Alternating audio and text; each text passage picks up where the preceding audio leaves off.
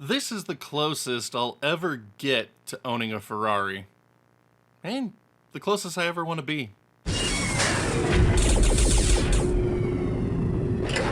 We've got something special for you all today. Mike Chi has sent me out a pre-release version of the RetroTink 4K to show it off here on the channel for all of you. And I'm not gonna lie, this is going to be a very long video.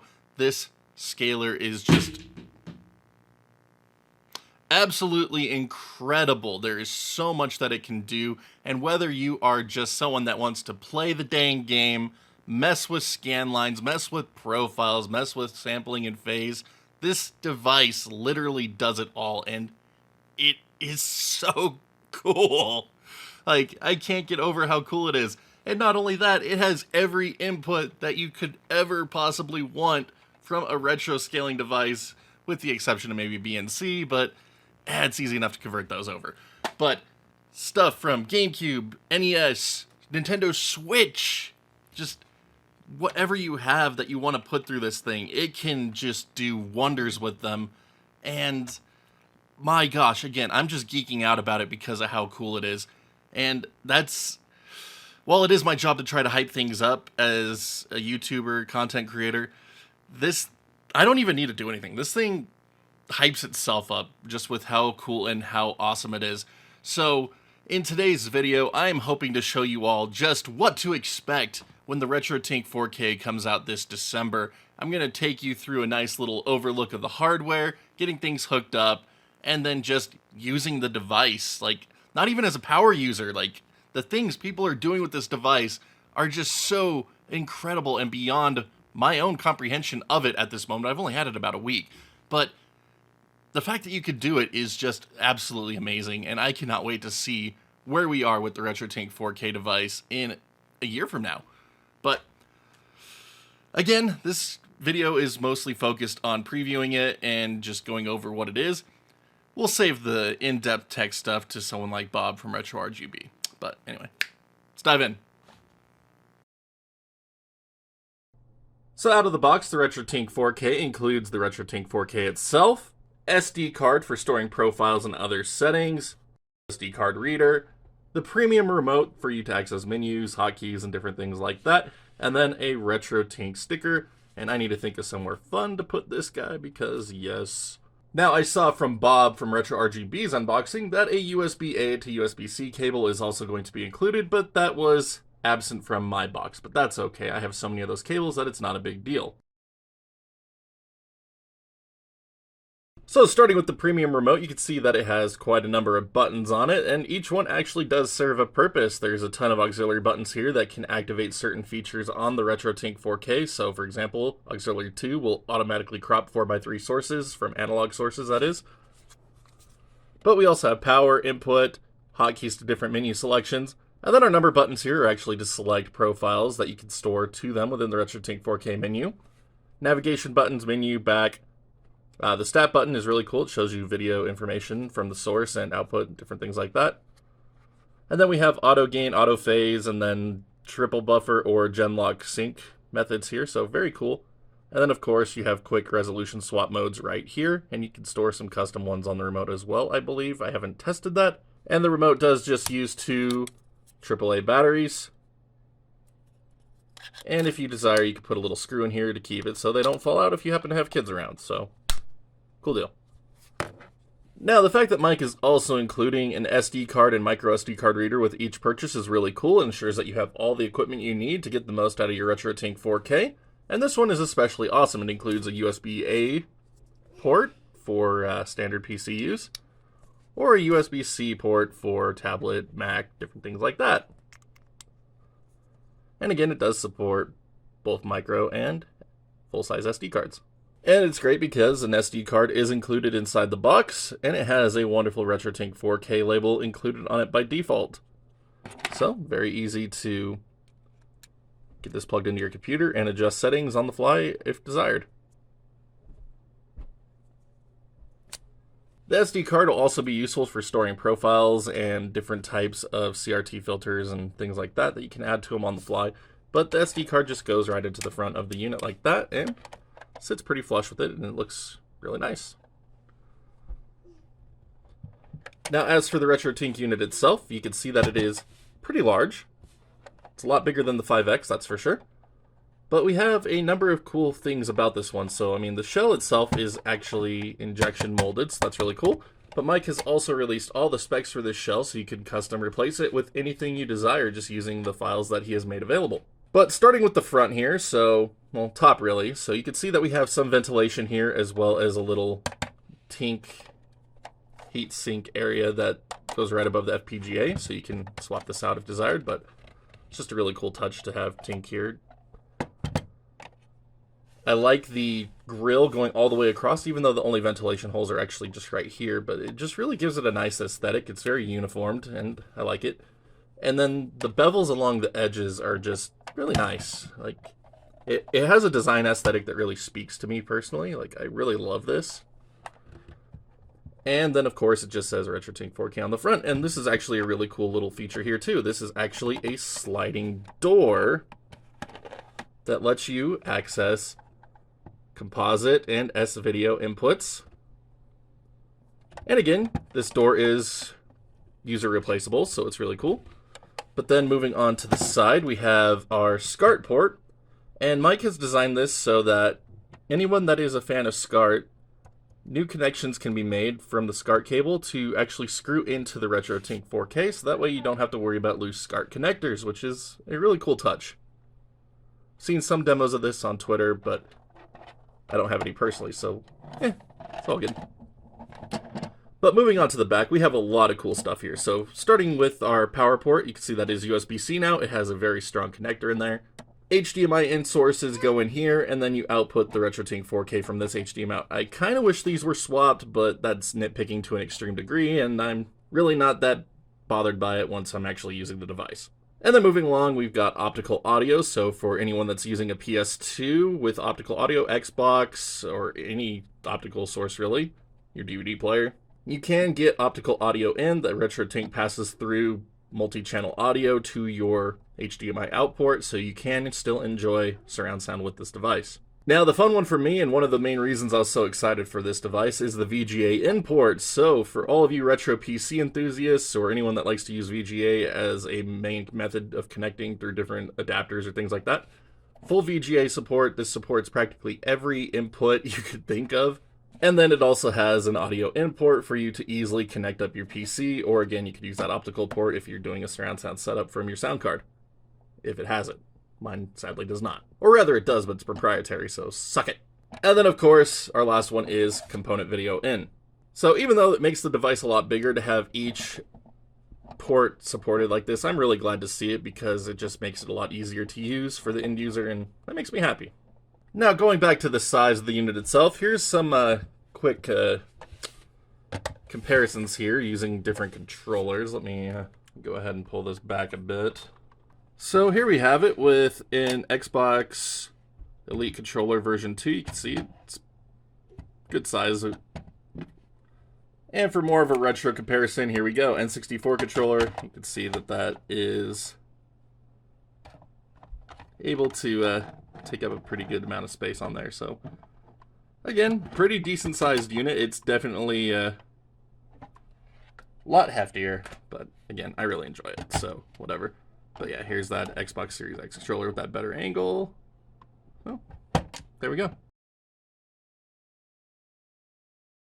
Alright, now just for a quick little port demo here, I got my USB-C cable for power. It's just plugged into a USB port on a power strip. So you can see that it has really solid connection in there. It's not going to just slide out. So that is absolutely beautiful. Next, here is the HDMI cable to my N64 digital kit from PixelFX. So, HDMI port, solid. Now an HDMI 2.0 cable for output to my capture card and display.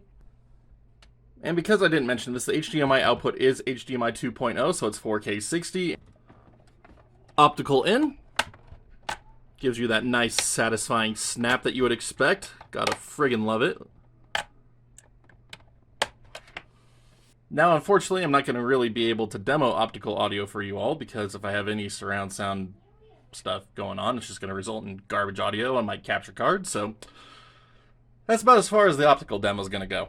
And now again, one of my main reasons for wanting this device so badly, that VGA port. So it just goes right on in, and then you can screw it down just like you can any other VGA connection, resulting in a very tight fit, and it is absolutely wonderful.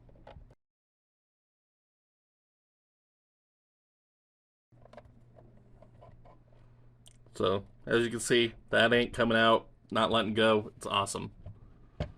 Then, of course, 3.5mm connection for your VGA port or other 3.5mm sources.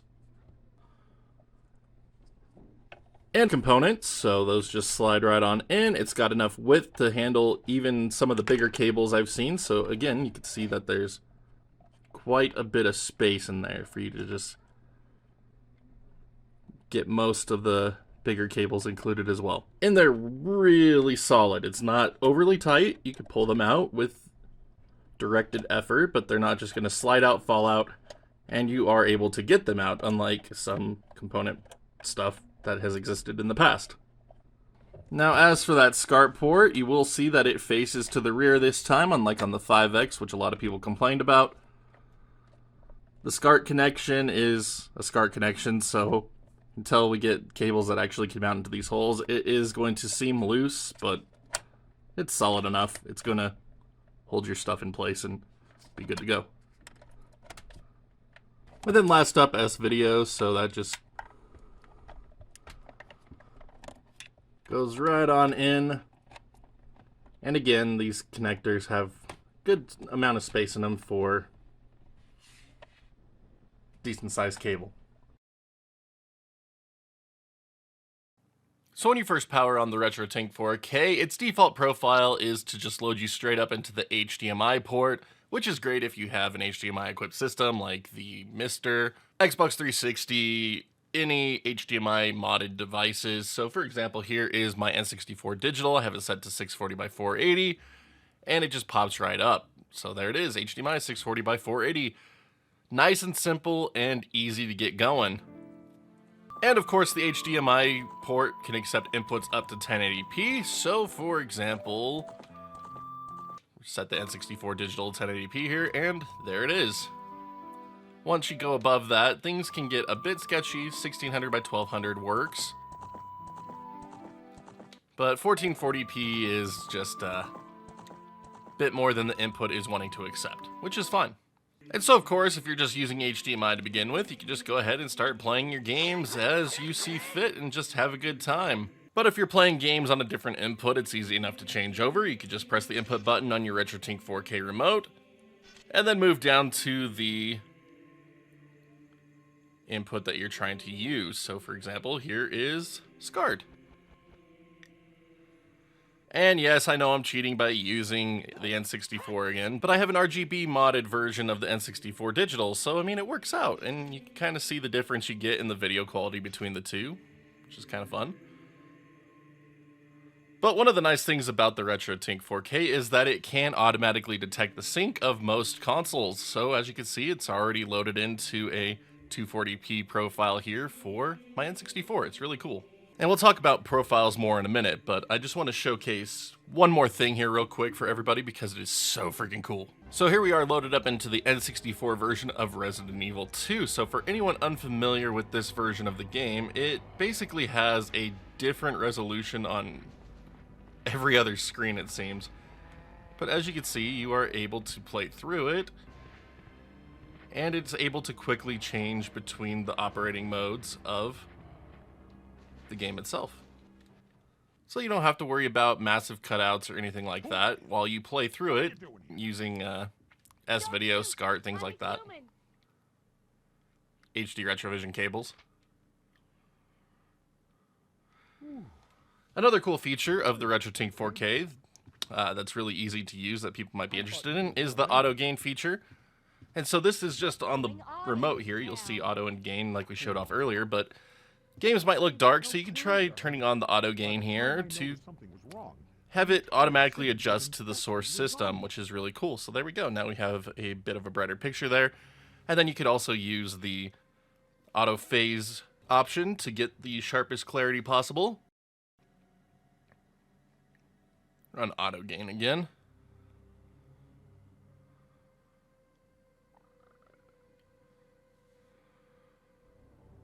So there we go.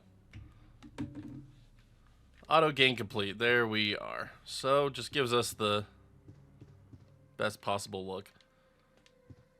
And Resident Evil 2 is a really extreme case. It's one of the reasons why I like to use it. So you'll notice that it still has like a quick blinking on the screen when the scene changes, but it's fast enough that it doesn't actually cause you to die, unlike older scaling devices. Then you could also change the sync mode as well, so triple buffered is really going to give you the best performance when it comes to screen changes, but Genlock is also really good most of the time, depending on your display. So for my capture card, Genlock is actually better than triple buffered mode, so we're actually getting a lot less. Never mind. But now I want to show off the VGA input real quick here with a Windows 98 Retro PC running a Voodoo 2, because I just think this is the coolest crap ever. So hold on real quick while I load this up into the VGA port. And just check out how quick these resolution changes are when loading up Windows 98. This is just absolutely fantastic. So as you can see, the VGA port is able to automatically detect the resolutions that are being fed to it most of the time. We'll go over an example of when it doesn't here in a moment. But this computer is running Windows 98, Windows XP, and Windows 10 all natively just because of the way the hardware is, and it's just a wonderful machine. Unfortunately, it does come at the added expense of some slower start times, but for the most part, it is absolutely fantastic. But here we go. So see that it's instantly changing over to all these resolutions, and I can actually see what's happening. I can't even load this up on a straight VGA to HDMI cable because my monitor doesn't support 400p. And when running a VGA splitter, the RetroTink 4K actually brings the image up faster than my VGA monitor, which is quite insane to think about.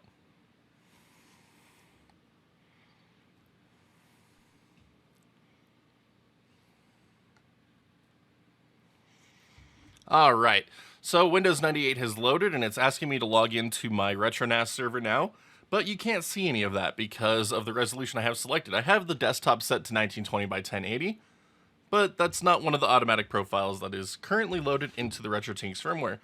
So pressing the aux3 button on the RetroTink 4K remote automatically crops 16 by 9 sources. So now I can see everything like I'm supposed to, and that auto crop feature is a friggin' lifesaver, especially for retro PC games. So there we go. Windows 98 booted up and just looking absolutely beautiful. Now unfortunately the Voodoo 2 pass-through does cause some little ghosting along the edges there, but that's easy enough to compensate for with some of the scanline features within the RetroTink 4K. So I want to showcase another example of the auto crop feature, and I'm going to do so with Command & Conquer Tiberian Sun. Tiberian Sun's 800 by 600 mode outputs in a weird way that makes it so the RetroTink doesn't auto detect it quite right, but that's okay. Oh, are you actually going to show up perfectly? Of course you're going to show up perfectly this time. How am I supposed to display the auto crop feature when you're just absolutely working like you're supposed to, you goofball? Anyway. Establishing battlefield control. Hold on. Battle control offline. Hold please, we're gonna break it. We're gonna find a way to break it. Okay, so as you can see up in the corner there, it auto-detected 640 by 480. Alright, break for me. Oh, look at that. It's detecting it like it's supposed to this time. My goodness. Okay, never mind. I wanted to showcase auto crop. Well, we could showcase it with the desktop again. How about that? Alright, so auto crop functionality once again. It's so beautiful. Look at that. Look at that. Just fixes it right up. But now to demonstrate that Voodoo 2 here, let's go ahead and load up Star Wars Episode 1, Battle for Naboo. I have this set to run through the Voodoo 2 instead of just my GeForce FX 5900. So just to show that off real quick, Fig. It's going through all the different modes here. But hey, look at that didn't want to put it back in. There we go. Auto crop. Thank you for saving the day. So again, we have it on the Voodoo 2 800 by 600. And just watch how quick this changes over to the proper resolutions. Like, it's fantastic. So there's the Voodoo 2 activating. And now the game is loading, and it's all just so seamless. It's great. And so there we go. Windows 98 gaming with a Voodoo 2. And just pairs so beautifully with the RetroTink 4K.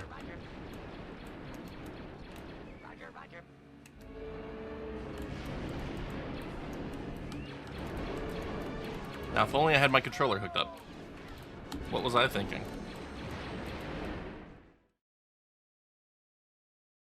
Alright, let's talk about some more cool features of the RetroTink 4K real quick. So here we are playing Star Wars Force Unleashed for PSP. I'm using the PSP Go with the official Sony component cables.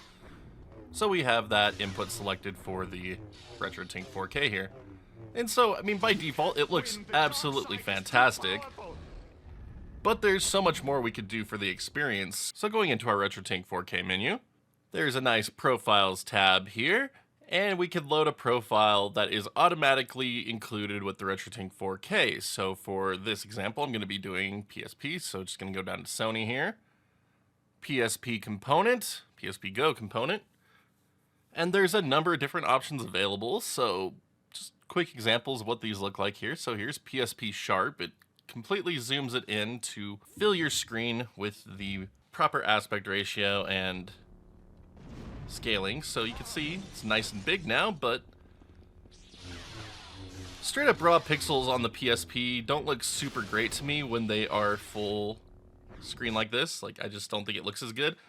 It's fine when you're at a distance, but I don't know. I've just never been the biggest fan of raw upscaling a PSP. So going back into the profiles menu here, got another one here from Wobbling Pixels that tries to mimic the LCD mask, and I absolutely love this one. Now, this one does seem to not be as aspect ratio correct, but that's okay. Wobbling Pixels made it known on Twitter this wasn't the final profile, so looking forward to it. Now, unfortunately, my capture card isn't able to display the HDR aspect of this quite as good as my actual monitor, so I'm going to just turn the HDR aspect of it off. So it does diminish the brightness and some of the colors a bit, but it still gets the overall purpose across, in my opinion. And so now when you play it, it looks like this, which is a more nice representation of PSP gaming, in my opinion, especially when sitting at a distance. So it just looks absolutely phenomenal to me.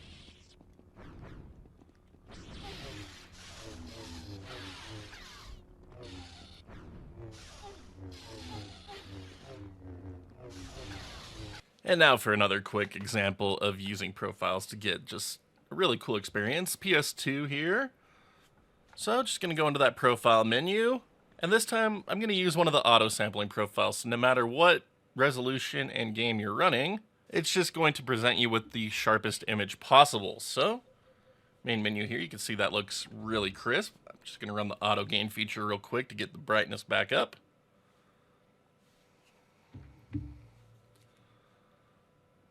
There we go. Alright, so here we are in OPL. Just going to load up Mega Man X Collection real quick. Gotta love some 480i 240p gaming going on here on PS2.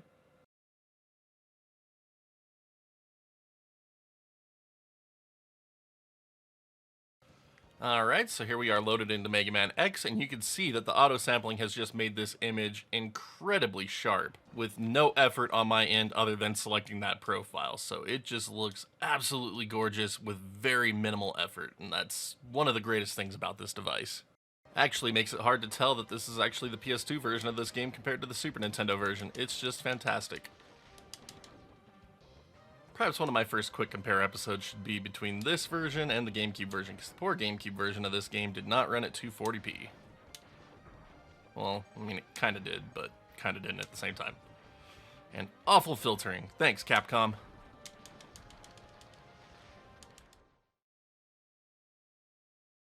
Now, just another quick example of how the RetroTink 4K can just easily beautify any source here. So here you are once again on the N64 through RGB SCART. So I'm just going to go into the Profiles menu here, load from File, and down in the Nintendo section there are a number of different N64 profiles available. So we have RGBS here, so this is for your RGB SCART. So Zelda is a 320 by 240 game, so you could do that to get sharper pixel output from it, so it looks pretty close to using a deblur mod. I don't have one currently enabled, so there we go. That looks pretty cool. So just a number of default profiles available once again. But one of the biggest selling points of the RetroTink 4K is its ability to mimic different CRT televisions. So in the HDR CRT simulation menu, you can see that there's different profiles available for a number of very interesting consumer sets. So you can mimic a BVM. And it just looks really, really cool, but it's a bit dark, so I'm just going to start that auto gain real quick, just see if we can brighten it up a bit. So there we go. Mimicking the BVM. And the tone mapping on my capture cards actually looks like it's working a lot better this time, so colors are a bit more washed out than on my main screen, but that's okay. Gives the proper appearance unlike before, so I'll take it. But anyway, consumer slot mask.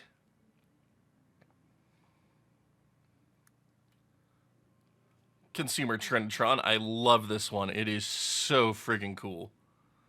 But you can see how N64 really benefited from the CRT's look. Like, this game just looks insanely better compared to just the raw pixels when you have a CRT mask on it. Especially ones of this caliber. It's insane. High-res dot mask. And then, of course, the PVM. And then there's some for the Super Game Boy. This is just wrong. But more of these profiles are being made every day by the community, and you can, again, add them to your SD card, and it's just so cool. But I'm not gonna lie, like, loading up this Trinitron consumer mask one is just one of my favorite things, and then just auto gain it to get proper brightness back. And it just looks so good, especially on your actual monitor. The capture is really not doing this one any justice, and YouTube compression is probably going to make it even worse, but, like, it looks so good. Just to give you all a slightly better representation of what the colors actually look like on my display with this mode on, like, here you are. It just looks so stunning. And then when you zoom in, you can really appreciate the mask and the filter that is on there. Like, it just looks so nice.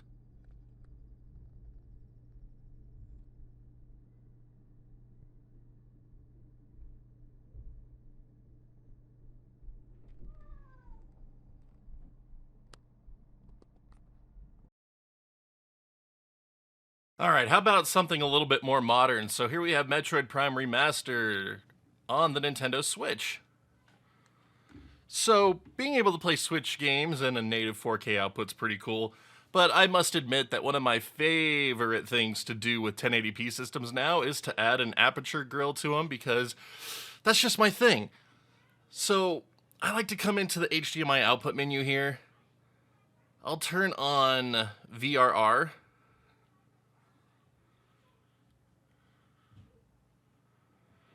And then also change this over to Genlock, just to give the lowest latency possible. And normally I'd turn on HDR, but for this example I'm going to leave it off just so we don't get messed up colors from my capture card, stupid thing. But anyway, going into the advanced setting options, processing effects, you could disable any interpolation so you just get raw pixel output, which is nice for the Switch in my opinion. But anyway, heading down to the mask tab here, I like to turn this one on and then load up one of the RGB masks. And my favorite so far has been,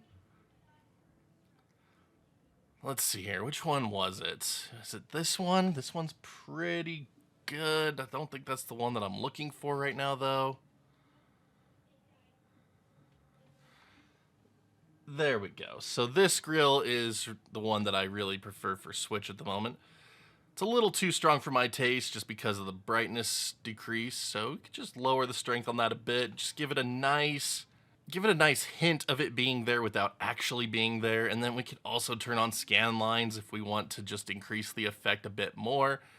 But scan lines, I don't know, I typically just go for the grill by itself here and just love the way it looks for these 1080p systems because it clears out some of the rougher pixels while still presenting such a sharp image. And of course, this is all personal preference, so I mean, you can do whatever the frick you want with this device.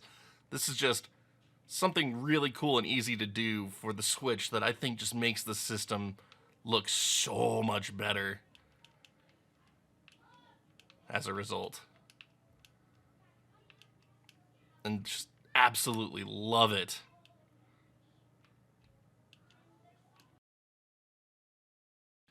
Now I know this video is getting a bit long-winded, but there's so much to show off about this device, and I just really want to make sure that we cover all of it at least a little bit. So just a quick rundown of all of the menu options available to us with the RetroTink 4K in this beta firmware. So heading into the menu here. So one thing I want to point out is that little picture up in the top. That is showing off Firebrand X's little mascot there because I am using the Firebrand X GameCube profile right now. So the picture up there is completely user customizable through the SD card, which we will cover again in a second. As you've seen throughout this video, there are 4 main options to choose from. First one being input selection, and again, there's just so many connection methods that are supported on the RetroTink 4K. It is incredible. So just look at all of these. Like, there's so many. Like, if you can't connect it to the RetroTink 4K, you have some really specialized stuff. Now our next menu option, HDMI output. This is where you can enable things like deep color output, HDR, change your sync lock based on the menu options available between triple buffer, gen lock, and frame lock. Then you could also enable VRR. And if you have a black frame insertion capable display, you can adjust settings for that right here. And then you have all of the default active output resolutions available down here. So again, if you want to enable a 120 FPS mode, you can do so. And output resolutions can be changed on the SD card as well to get some interesting results. And our third menu option is for profiles. So this is where you can load up things like this wonderful Firebrand X Nintendo GameCube profile for your HDMI equipped GameCubes. But again, there's a couple options available, so you can load from a file, choose one of the ones that are neatly available here for you by default. You can load the default profile that comes with the RetroTink 4K. Then you could save profiles as you make them, so you could save over the current one that's already made, or you could save a new one. And then you could assign the currently active profile into one of the 12 buttons available on the RetroTink 4K remote, or as the default power on one. Now in the advanced settings tab, there's a lot going on here. So the first one being scaling and cropping. So this will let you trim the image on any side by manually doing so. Of course, you could also use the auto crop for analog sources. HDMI sources, you can't do the auto crop method. But if you want to come in here and just manually trim that image, that's what it looks like. And we get that nice blue mask to show us what is actually a viewable part of the image, which is pretty cool. The prescale option here lets you adjust the resolution of the image before it scales. So for example, on Rogue Squadron 2 here, we can knock this down to 240p and have it scale up from there. It looks pretty hilarious, to be honest. And then you can also just keep lowering it until it becomes an unrecognizable mess. But very useful for, say, Windows 98 when you're trying to run some DOS games. Even though they're supposed to be in 320 by 240, you might have a 640 by 480 window, so you can just turn this on, knock it back down to 320 by 240, and get a proper scaling. Like, it looks good. And then there's the rotate mode here. So for those of you that want to play Saturn shooters or Dreamcast shooters or whatever supports it, you can rotate the image, which is pretty cool. And again, auto crop modes are available for 4x3 and 16:9, but not on HDMI sources. This is reserved for analog video sources.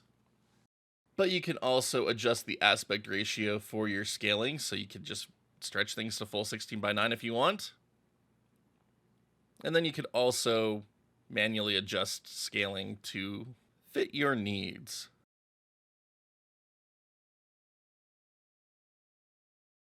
Next, we have our buffer. This is set to min lag by default, and it tells you the current milliseconds of lag that you're experiencing in the image.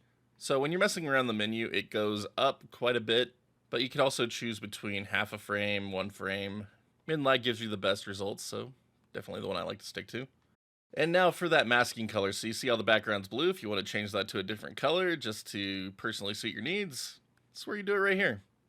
Then you can set it to always being on or cropping only, so that way when you're not trying to crop it, it just gives you nice black borders, so you don't have to worry about it.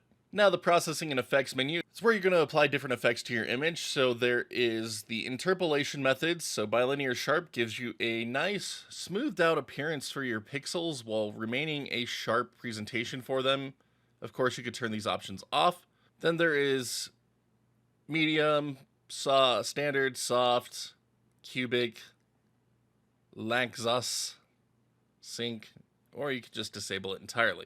So there's a lot of options available, and again, it's going to be personal preference which ones you like, but if you go for a bilinear soft look, it gives you a nice, almost composite video amount of smoothing here, so this is really good to use for your older 16-bit, 8-bit systems, in my opinion, especially when combined with the scanline functions. But again, it's all personal preference. But just a quick showcasing there of how much it can really sharpen up that image. It's pretty cool. But then, of course, scanline functionality. And you can increase the strength of those scanlines as they appear. Of course, now I'm trying to do it during a black screen. That's fantastic. Oh, now I'm doing it during a space scene. That's even more fantastic. Love it. But as you can see, scanline functionality. Hopefully YouTube compression doesn't destroy this too much, because it does look really good. And then, of course, you could shift the modulation of those scan lines, turn on red color bleed, mess with the red and blue convergence. Now for masks, you can turn these ones on and then load them up from the file. So there's the mono masks and then the RGB masks. So again, I really love these aperture grills. They look so nice. And then the slot mask, oh my gosh, they all just look super nice. So who am I kidding? They all look great. But again, when you have scan lines and the masks on, it can darken the image quite a bit, which is why that HDR mode is super nice. But unfortunately for me, I can't capture the HDR mode right now, so it kind of sucks, but oh well. And our last option within this menu is for enabling horizontal blur. So this is another great method of blurring pixels together on older systems that expect composite video. And then you can adjust the cutoff frequency for that to adjust how much of the image is being blurred. So this is really cool stuff. This is more for power users that are building the wonderful profiles that we're seeing included on the RetroTink 4K by default, but it's still fun to mess with, even as someone that doesn't plan to mess with a lot of this stuff and will probably just rely on profiles from the community. So next up, color correction. There's a number of options in here, so you can adjust the input brightness, output brightness, and then you can load up custom color corrections. So for example, you can try to mimic the colors that are seen on an Apple RGB D65, PVMs, and so it's pretty neat stuff. And then of course you can turn it off. But if you have it on, you can manually adjust colors as you see fit. And then the last option in this menu is to crush bits, so that way you could get a more specialized look. It's pretty intense. Again, there's a ton of options in here for people to dial in for CRT effects. Like, it's so cool.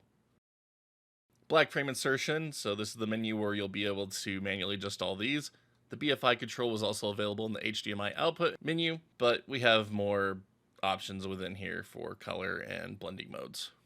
Next up, deinterlacers. So this is where you're going to choose between motion adaptive, weave, bob, linear, blend, CRT simulation modes for your interlaced 480i content or 1080i content. Can enable or disable field inversion, adjust motion adaptive settings, bob settings. There's a film mode in here for those of you that might be using this to watch DVDs. So the de-judder 24 hertz mode is one I'm curious to try out. I haven't tried it just yet. Again, there's so much about this device. I've been just trying to get through games. Haven't even had time to worry about movies yet. And then, of course, cadence detection. I'm not going to pretend like I know what all these options do. Again, this is for the insane power users of this device. Next up, acquisition. So this is where you can adjust different things for your input sources. So for HDMI mode, you can adjust what the output image of your system is going to be. So again, if you want to downsample this to different modes, you can adjust this, and then you can change between the 3 settings. So it's just another cool version of pre-scaling your image that you might be interested in. And then as for color space, there is a 422 color space upsampler. And there's a linear and nearest mode for that. So for those 422 RGB output images, you can adjust that. Then you can also adjust the input range. So auto is really nice because it seems to do a really wonderful job of choosing the correct color space. And then you can also adjust between limited and full range on that input source as well. Now for the RGB and analog sources, again, a ton of options in here. So samples per line, decimation factors. So again, this is kind of like a pre-scale. Adjust phase, anti-aliasing low pass filters, sync thresholds, and then under gain, this is where you can adjust brightness for analog video sources, offset different color balances, and then the auto calibrate for phase and gain is available in here if you don't want to just push the button on your remote. Sample rate detection, so you can adjust sample rates in here or turn on auto detect for both of those, and then you'll see it being detected here when you have an analog source hooked up. SDP decoder. So in here you get access to brightness, contrast, chroma, phase. You can turn on a blue only mode. And then we could also mess with combing filters. Set your sync. And then you can turn on a chroma shift for S-video sources. Now the audio input menu, this one's really important. So you could choose between 48 kilohertz or 96 kilohertz. So if you're using like a PC with a nice sound card and up the output quality, you can have it match here inside the RetroTink 4K, so that way you get the best experience. Then you can also change the gain on the audio to make it louder, softer. And then under source, this one is really awesome because you can override where the input audio source is coming from. So for example, if you have a component video system like the PS2 hooked up, but you want to get audio output from the optical port, that is how you do so. So RCA, VGA, SCART, the front composite S-video ports, and then of course optical are all selectable. And then you can swap the right and left channels depending on if your cables might be backwards for any particular reason. Next up, System tab. So OSD firmware, this is where you're going to be able to position the on-screen display. You can turn on an auto-off function for the menu, so it'll go away after a set amount of time. You can load up your own custom bitmap banner from the SD card, so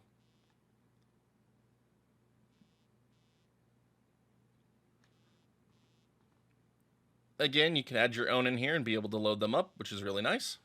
And then there's a debug OSD. You're also able to access this menu with the stat button on your RetroTink remote, which is really nice. But you could go between the different pages here and see your output information, which is really cool. And then you could do a firmware update from the SD card.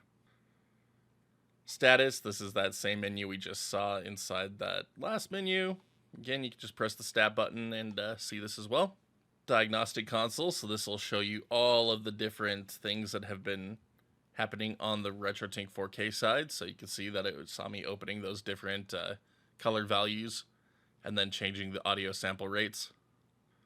And then finally the about screen shows you your device, the firmware, and the device ID. And of course, all these menu options are bound to change over the next few years as the RetroTink 4K matures, but this is where we stand, just ahead of launch. Alright, now for a quick look at the contents of the SD card, because there's a lot you could do with this if you want to just load up your own custom profiles and different things from the community sources. So the first one being CSC, this is the color correction to mimic different displays, and these are just saved in plain text format with all of the color information stored within, which is really cool. If you want to add in your own custom banner images, they go inside the image folder here, and there are nice instructions to show you how to make your own banner images. So they need to be a 24-bit bitmap file in the resolution of 320 by 128. And if you want to have transparency effects, you can have the background be pure magenta. In the input modes folder is the input database, so this has the different inputs available. So definitely recommend doing some research on how to add to this if you're interested, but it's here. Next, you can add in your own shadow masks, and you can make your own new folder if you want to have another folder to separate things. And there is a nice instruction on how to make your own shadow mask here. So they are 32-bit bitmap files with a size of 16 by 16 pixels, and then some extra information here for anyone that creates shadow masks. This is well beyond my scope, but it's cool to see. Mode lines, this is where you can input your own custom resolutions. And there's a nice little instruction booklet here for how to do so. And there are 4 custom ones available that are just pre-filled out for convenience. But I'm going to try something here with the first one, just to see what happens. Our next folder contains all of the available profiles, so if you want to just custom add in your own profiles from the community that you can just drag right into this folder, you can create subfolders to keep them separated or add them to current profile folders. Now, one of the nice things about the profile folders, Wobbling Pixels has included a number of nice instruction guides for all of the included profiles here. So if you are interested in seeing how to get the most out of the Wobbling Pixel profiles, there is a guide included. So very cool stuff. Next, there are instructions on how to assign an EDID to the RetroTink 4K for your device. And then in mine, we've got the operating system files here, as well as the zip that contained them originally. So very cool stuff. So this is how you'll just update your firmware, essentially. So for laughs, I want to see if that HDMI output mode will actually work that easily. And let's see what happens. Oh, yes. Yes, it does. There we go. So for those of you that have an ultra-wide monitor, you can set the output to run in ultra-wide. So there we go.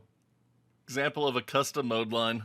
It could definitely be optimized, that's for sure, but there is the proof of concept that, yes, it does indeed work. So there we go, my exceptionally long-winded video on the RetroTink 4K, launching this December for an MSRP of $750.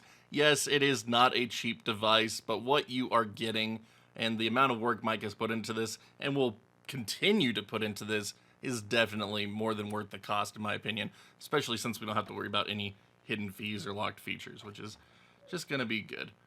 But anyone that picks this one up, I am excited for all of you. Like, it really is a worthwhile investment for your retro setup, especially if you just want ease of use, peace of mind, and every input known to man. Like, my Switch is going to 100% run through this thing from now on. Like, it just looks that much better to me. It's so cool. But just another big heartfelt thanks to Mike Chi for letting me be one to preview the RetroTink 4K for all of you today. He didn't have to send this out to me, but I am super grateful as always for all the support Mike Chi has shown this channel over the years. Just above and beyond good soul. Hopefully this video helps pay back a fraction of that. Anyway, I'm gonna make myself cry here, so let's move on. So keep an eye out on Mike's Twitter, Mike's Discord for when sales of the RetroTink 4K go live. This is not a pre-order window, not a pre-order product. Mike is selling these directly from inventory as they arrive in December and plans to keep them going for the foreseeable future. So you shouldn't have to worry about having to source these from a scalper. Mike will try to keep stock in hand. So don't go for the scalper prices on these ones, as I'm sure they are going to be astronomical.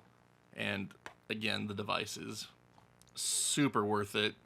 especially if you're looking for a actual CRT-like experience on modern LCD displays. Like, I can't get over how friggin' cool that is. I wish my capture card could have displayed the HDR stuff a bit better for you, tone mapped it back down to SDR more properly, but it is what it is. Anyway, I think I've taken up enough of your time with this video. Be sure to give Mike Chi a follow over on Twitter if you haven't already, and then just can't wait for December for you all to experience this amazing revolution in video scaling technology. But till next time, my wonderful internet peeps, you all stay awesome, keep on gaming. We'll see you back next video.